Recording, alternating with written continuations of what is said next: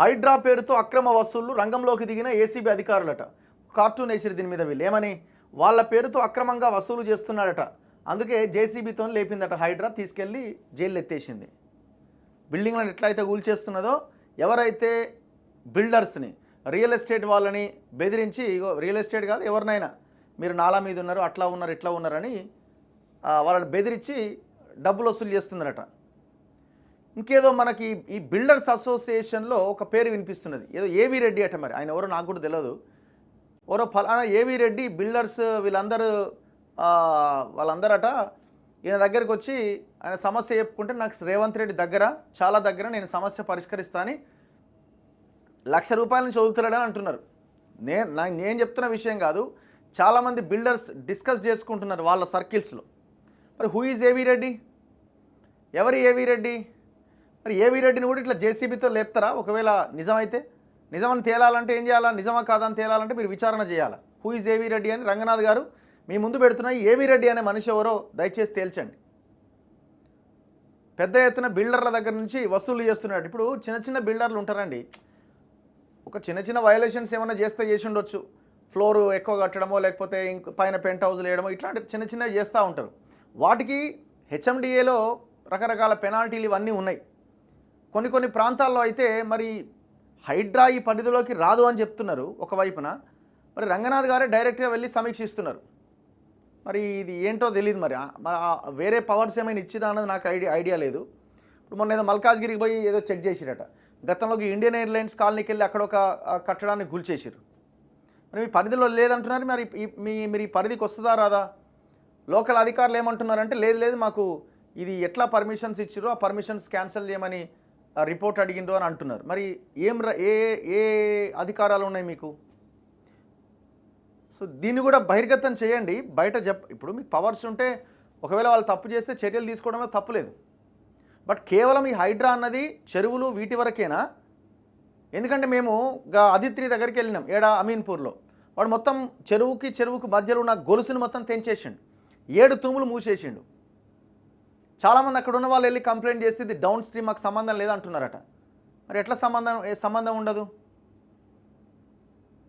ఆ పక్కనే అవంతిక అనే కన్స్ట్రక్షన్, అదే పెద్ద చెరువు నుంచి అమీన్పూర్ లేక్ నుంచి బంధం కొమ్ముకు లింకు. ఆ బంధం కొమ్ము చెరువు కేటీఆర్ అవంతిక అనే రియల్ ఎస్టేట్కి రాసిచ్చిండు. వాడేం చేసిండు, ఆ నాలాని మొత్తం డైవర్ట్ చేసి లింకు తెంచేసిండు. మరి దాన్ని కూల్చాలా? దాని మీద కూడా సౌండ్ లేదు. ఎన్నో చూపించినాం, ఇన్కార్ లేక్ అని చూపించినాం. అదే ఇన్కార్ లేక్ ఆయన కంప్లైంట్ చేస్తేనే ఇప్పుడు ఈయన విప్లవ్ అని ఎవరో ఫోటోలు పెడతా అయిపోద్దిగా, ఈయన ఎవరో ఏది మన వసూళ్ళకి చేసిండో వాళ్ళు బెదిరించిండని అంటున్నారు. మరి ఎవరైతే కంప్లైంట్ చేసిన ఇన్కార్ లేక్ వ్యూ ఉందో, మరి వాళ్ళు చేసిన కబ్జాల మీద చర్యలు తీసుకోబోతున్నారా లేదా? టీఎస్ఐఐసి గవర్నమెంట్ ల్యాండ్లో వాడు కడుతున్నాడు, ఫ్లోర్లు కడుతున్నాడు. దాంతోపాటు మొత్తం నాలాని డైవర్ట్ చేసేసిండు, వాటర్ బాడీని ముట్టుకున్నాడు. క్రిమినల్ యాక్టివిటీ ఇది. 2002 వాల్టా చట్టానికి వ్యతిరేకం ఇది. మరి వీటి మీద చర్యలు తీసుకోవాలి కదా, మీరు ఎప్పుడు కూలగొట్టబోతున్నారు?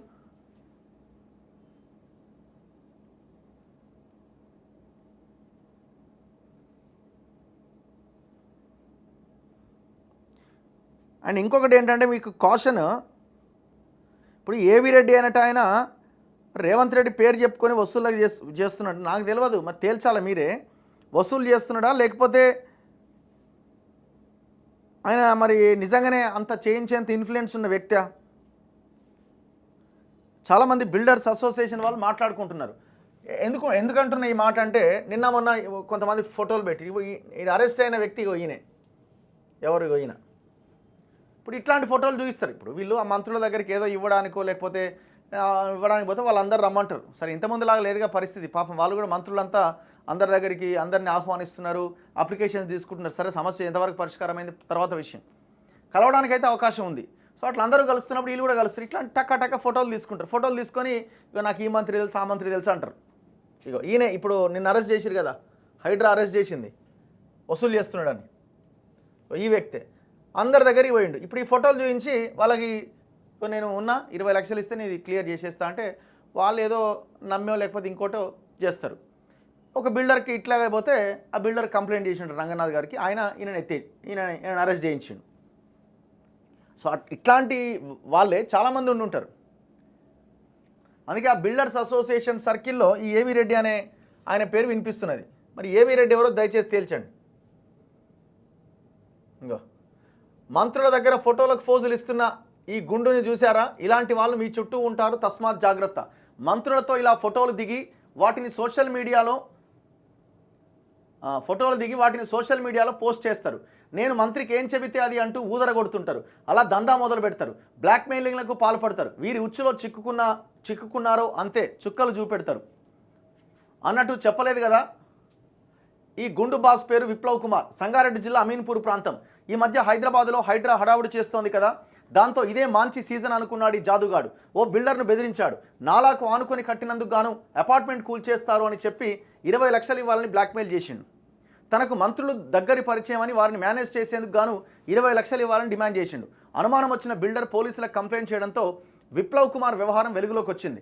నిందితుడిని అరెస్ట్ చేసి రిమాండ్కు తరలించారు. ఇదంతా ఎందుకు చెప్పానంటే ఇది కేవలం ఉదాహరణ మాత్రమే. ఇలాంటి వారు ఊరికి ఒకడు ఉంటాడు. ఏ పార్టీ అధికారంలో ఉంటే ఆ పార్టీలో దూరుతాడు.